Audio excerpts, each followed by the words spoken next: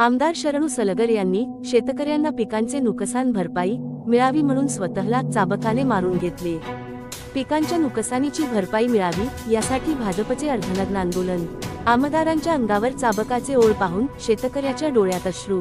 कर्नाटकात सर्वाधिक अतिवृष्टीमुळे पिकांचे नुकसान झालेल्या आणि संकटात सापडलेल्या शेतकऱ्यांना नुकसान भरपाई मिळावी या मागणीसाठी भाजपने बसवकल्याण शहरात अर्धनग्न आंदोलन केले। अर्धनग्न आंदोलनात स्थानिक आमदार शरणू सलगर यांनी चाबकाने स्वतःला मारून घेत सरकारचा निषेध व्यक्त केला व झोपलेल्या सरकारचा लक्ष वेधण्याचा प्रयत्न केला। मुख्य रस्त्याने गांधी चौक ते डॉक्टर बाबासाहेब आंबेडकर चौकापर्यंत निघालेल्या अर्धनग्न निषेध मोर्चात विविध गावांतील शेतकरी मोठ्या संख्येने अर्धनग्न आंदोलनात सहभागी झाले होते। शेतकरी तुरीचे पीक हातात घेऊन पिकांचे नुकसान खूप झालेले आहे दाखवत सहभागी झाले होते।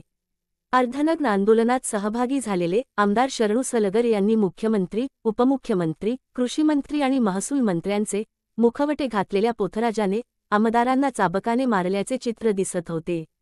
पोथराजाच्या चाबकाने मारल्याचे ओळ पाहून शेतकऱ्याच्या डोळ्यात अश्रू उभे राहिले। आमदाराच्या शरीरावर काही ठिकाणी जखमा झाल्या होत्या। यावेळी सरकारच्या निषेधार्थ घोषणाबाजी करून संताप व्यक्त करण्यात आला। या शेतकरी मागणीसंदर्भात मुख्यमंत्र्यांना लिहिलेले निवेदन तहसीलदार डॉक्टर दत्तात्रय गडा यांना देण्यात आले।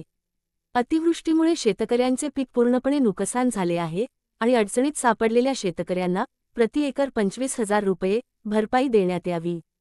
शेतकऱ्यांचे पीक कर्ज माफ करावे। सर्व शेतकऱ्यांना पीक विम्याची रक्कम देण्यात यावी। कर्नाटक सरकारने लवकरात लवकर भरपाई द्यावी अशी मागणी करण्यात आली। आमदार शरणू सलगर म्हणाले की अतिवृष्टीमुळे सर्व पिके नष्ट झाली आहेत आणि देशात ओला दुष्काळ पडला आहे। सरकारला डोळे नाहीत, कान नाहीत, हृदय नाही, म्हणून सरकारचे डोळे उघडण्यासाठी मी शेतकऱ्यांसोबत अर्धनग्न मोर्चा काढला आहे। यावेळी भाजप जिल्हाध्यक्ष सोमनाथ पाटील म्हणाले की जास्त पावसामुळे शेतकऱ्यांची पिके पाण्याखाली गेली आहेत आणि शेतकरी गंभीर संकटात सापडले आहेत, परंतु सरकार मदत देण्याकडे लक्ष देत नाही। जर हे असेच चालू राहिले तर शेतकरी नेपाळ मॉडेल सारख्या बंद करण्याची वेळ येणार आहे। सरकारने तातडीने शेतकऱ्यांच्या मदतीसाठी धाव घ्यावी अशी मागणी त्यांनी केली। यावेळी भाजप शहर युनिटचे अध्यक्ष सिद्धू बिरादार यांनी याचिका वाचून दाखवली। यावेळी ग्रामीण युनिटचे अध्यक्ष ज्ञानेश्वर मुळे, रयत मोर्चाचे जिल्हाध्यक्ष शिवराज अलमाजी, तालुका अध्यक्ष शिवराज ताटे, प्रमुख बाबूराव हिनसे, माधवराव हासुरे, सूर्यकांत चिल्लाबट्टे, सुधीर काडादी, रवी चंदनकेरे, राजकुमार सिरगापुरे, अशोक वकारे, अरविंद कृष्णा गोणे, शिवकुमार आग्रे, प्रदीप गडवंते, रतिकांत कोहिनूर, ओमप्रकाश पाटील, पुष्पराज हारकुडे, संजू गायकवाड, अरविंद हरपल्ले, जगदीश देटणे आणि पक्षाचे नेते, प्रादेशिक नेते आणि भाजप पक्षाचे कार्यकर्ते व बसवकल्याण आणि हुलसूर तालुक्यातील शेतकरी खूप मोठ्या संख्येने सहभागी झाले होते। Star Hulsoor news Basavakalyan.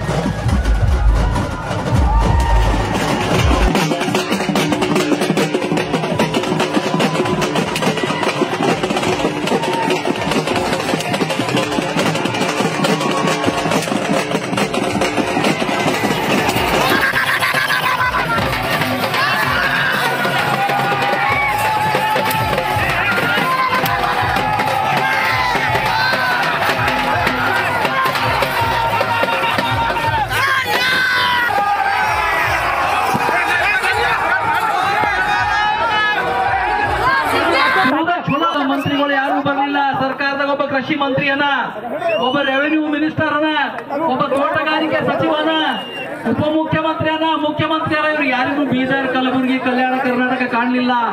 ನಮ್ಮ ರಾಜ್ಯಾಧ್ಯಕ್ಷರು ಬಂದು ಎಲ್ಲರಿಗೂ ಬಂದು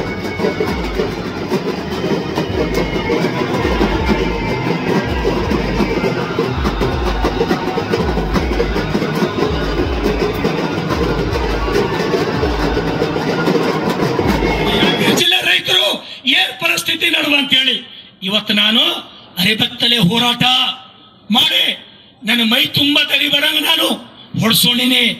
ನನಗೇನು ಪರವಾಗಿಲ್ಲ। ಇಂಥ ನೋವು ಪ್ರತಿಯೊಬ್ಬ ರೈತರಿಗೆ ಇಲ್ಲಿ ಅನೇಕ ಜನ मला माहित आहे सर्वेन बहुत लोकांना ನೋಡ್ರಿ ಮಹಾರಾಷ್ಟ್ರದೊಳಗ ಮುಖ್ಯಮಂತ್ರಿಗಳು ಬಂದರು ಮರಾಠವಾಡ ಎಲ್ಲ ಕಡೆ ಓಡಾಡ್ತರು ಹೊಲದೊಳಗೆ ನಡೆದರು ಎಷ್ಟು ಕೊಟ್ಟರು ಅವ್ರ ರೈತರ ಪರಿಹಾರ ದೇವೇಂದ್ರ ಫಡ್ನವೀಸ್ ಅವರು 32,628 ಕೋಟಿ ಮಹಾರಾಷ್ಟ್ರ ಸರ್ಕಾರ ಕೊಡ್ತು ನಿಮಗೇನ್ ದಾರಿ ಬಂದರ ನೀವೇನ್ ಮಾಡ್ಲತ್ತೀರಿ ಶರಿ ಕಳಿಸ್ಲತ್ತೀರಿ ನಮ್ ಕಡೆ ಎಲ್ಲ ಶರಿ ಕೂಡ ರೈತರು ಸಾಯ್ಬೇಕು ನಾನು ಕೇಳ್ದ ನಮ್ಮ ಎಕ್ಸೈಸ್ ಅಧಿಕಾರಿಗಳಿಗೆ ಶರಿ ಮಾರಬೇಡ್ರು ಮಾರಯ್ಯ ನಮ್ಮ ಅಮಾಯಕ ರೈತರು ಕೂಡ ಸಾಯ್ಲತ್ತಾರ ಅಂದ್ರೆ ಎಕ್ಸೈಸ್ದವ್ರು ಏನ್ ಹೇಳಿದ್ರು ಗೊತ್ತಾ ಸರ್ ನಮ್ಮ ಕುಂಡಿ ಮೇಲೆ ಒಟ್ಟಿಲತ್ತಾರ ಟಾರ್ಗೆಟ್ ಕೊಡ್ಲತ್ತಾರ ಈಸ್ ಮಾರೇಬೇಕು ಸರಿ ಅಂತ ಹೇಳಿ ಮುಖ್ಯಮಂತ್ರಿಗಳೇ ನಮ್ಮಲ್ಲಿಂದ ಹಾಲು ತಗೊಂಡು ನಾವು ನಿಮಗೆ ಹಾಲು ಕೊಡ್ಲತ್ತೀವಿ ನೀವು ನಮಗೆ ಶರೀ ರೂಪದೊಳಗೆ ವಿಷ ಕೊಡ್ಲತ್ತೀವಿ ನಾಚಿಕೆ ಆಗ್ಬೇಕು ಈ ಸರ್ಕಾರಕ್ಕೆ ನಾಚಿಕೆ ಆಗ್ಬೇಕು ಹಾಗಾಗಿ